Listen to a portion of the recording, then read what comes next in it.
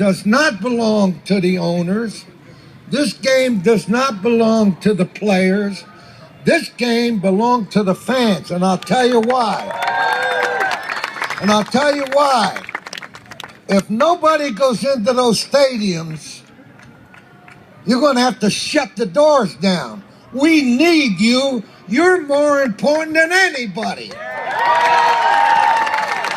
That is the voice of none other, the Hall of Famer, Tommy Lasorda, and the man that led the 2000 Team USA Olympic team to the gold medal. How many people knew that? Tommy Lasorda led Team USA to a gold medal. Can you compare that? I know you've been asked this a million times. That's one of the greatest things that ever happened to me. As coaching that Olympic team, they said to me, you cannot beat the Cubans. They have won every tournament that existed. And I said, well, they'll lose this one. And they did. We brought the gold medal right here to the United States where it belongs. I told my players, this game doesn't belong to the Cubans. It doesn't belong to the Koreans. It doesn't belong to the Japanese. It doesn't belong to the Italians. It's our game, and we're not going to let those donkeys beat us. Scott, can you follow that up? You have a follow-up question to that? Scott Van Slyke, speechless. All right. I want to tell you something one thing about Scott. And I told him this. I said, I was glad they had an eraser on pencils because the grade I gave him at first was not a good one. Yeah. And I erased it and put the good one on. But that's what happens sometimes. You misjudge players and you have a quick look at them, but he's not any better looking than I thought he was.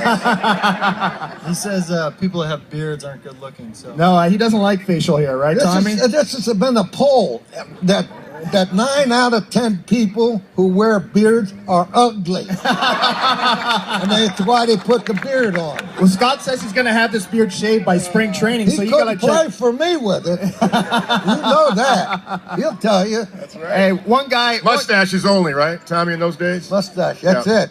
Yeah, the Penguin, Ron Say, had a great stash in the day when he played for Tommy. All the guys had a stash in those days. Hey, Tommy, Oral Hershiser's back in the Dodger family as a broadcaster. I don't know Oral Hershiser. You don't? You only know the Bulldog. I know his Bulldog. That's all I know him by. How did you come up with that nickname for Oral Hershiser? Well, you know, he brought him up from AAA, and I put him in the game against Houston to pitch to Jose Cruz, and the bases were loaded. Sinker ball, low and away, ball 1. Sinker ball, low and away, ball 2. Sinker ball, low and away, ball 3. Strike, and he hit it off the top of the center field fence for a 3-run triple. Now, I had him in my office the next day, and I said, you want to know something? You're the most negative pitcher I've ever seen in my life. You are thinking negative at every pitch that you throw. You're saying, I better not throw that ball or he's going to hit it.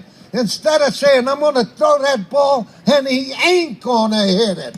And I said, and furthermore, I don't like your first name, Oral. I said, we're playing the Braves tonight. If I bring you in tonight to pitch to Murphy, now pitching for the Dodgers, number 55, Oral Hershiser. Murphy's going to say, bring that guy out.